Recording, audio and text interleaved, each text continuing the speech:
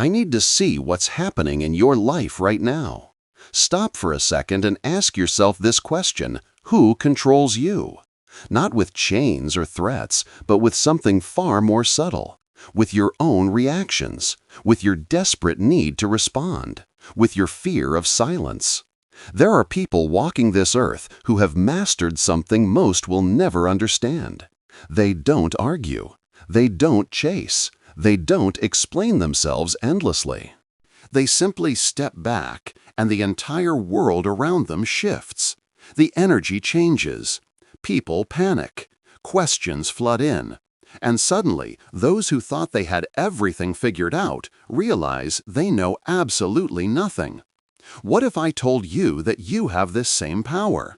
What if the secret to taking back control of your life isn't in doing more, but in doing less?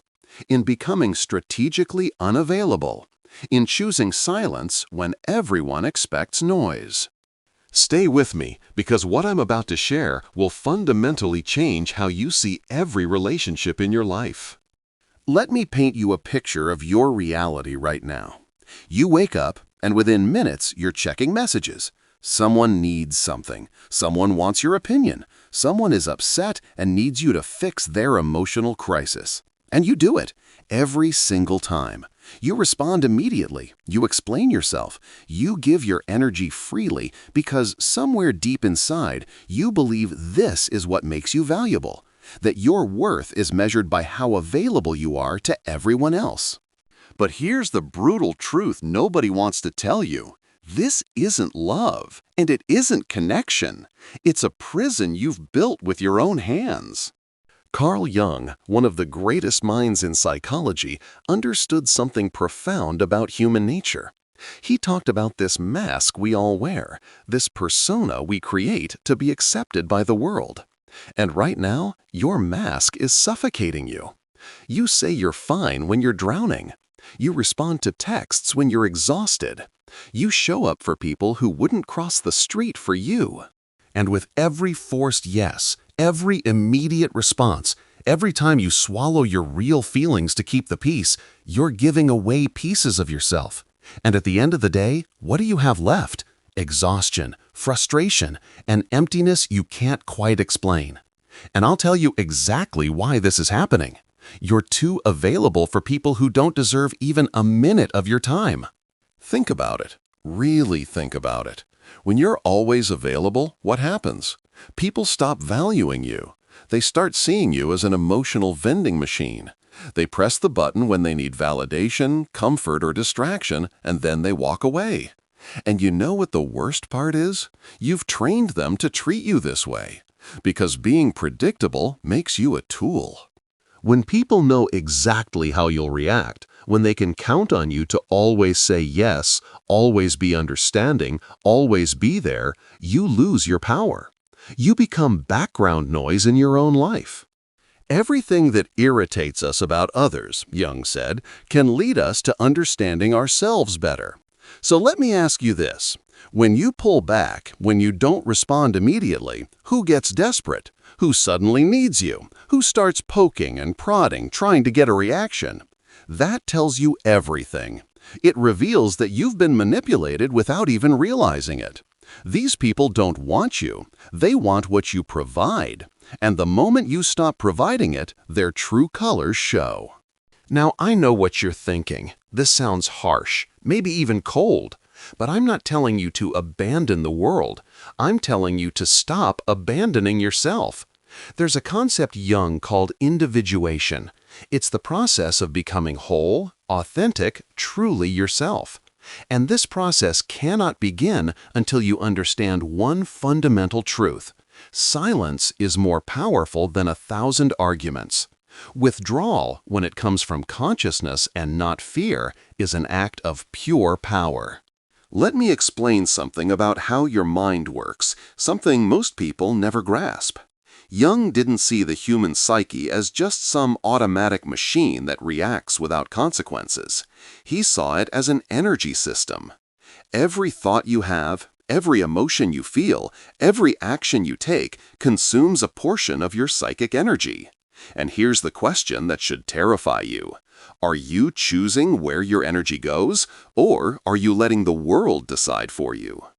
Every time you react impulsively, you're hemorrhaging energy.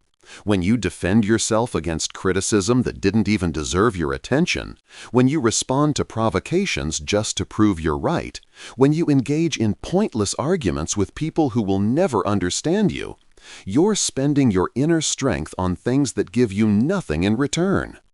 And Jung was crystal clear about this. What you resist persists. The more you react, the more you bind yourself to the very things that drain you. People who live emotionally exhausted aren't weak, they're just misdirected. And here's what happens when you're running on empty. You become vulnerable. And vulnerable people are easy prey. Manipulators can smell this from a mile away. They notice you don't know how to guard your energy. They see that you react to everything, that you're always trying to fix everyone's problems. And they take full advantage of it. A healthy psyche, according to Jung, knows how to keep energy within the system. This means knowing how to say no without drowning in guilt, knowing how to stay silent without feeling like a coward, knowing how to observe before you act. Because real power isn't in the reaction, it's in the choice of when and how to respond. And this is only possible when you know yourself well enough to recognize your own triggers. Your psychic energy is like a force field around you. When it's protected and managed well, you walk into a room and command respect without saying a word. People feel your presence. But when it's poorly managed, when it's scattered and given away freely, you become invisible, reactive, fragile. And the world has no mercy for people who give in too easily. So start paying attention to your triggers. What makes you react automatically? What makes you lose your center?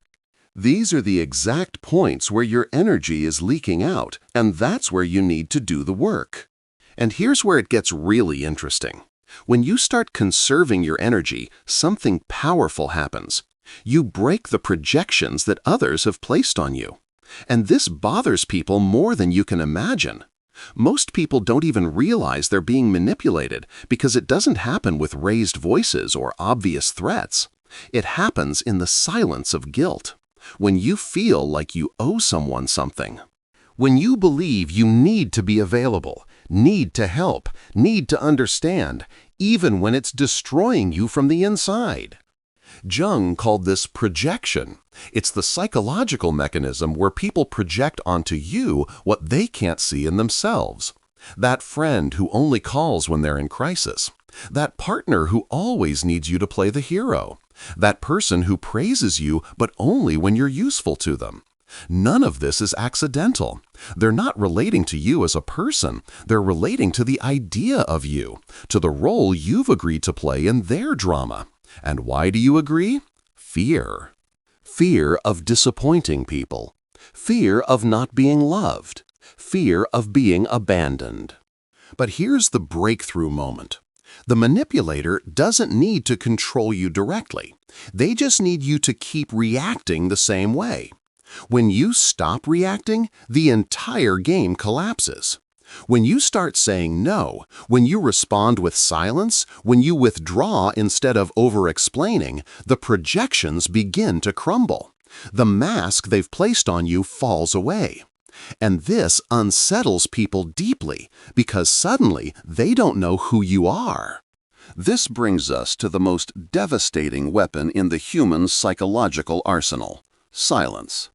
Not the silence of weakness or avoidance, but conscious, strategic, brutally clear silence.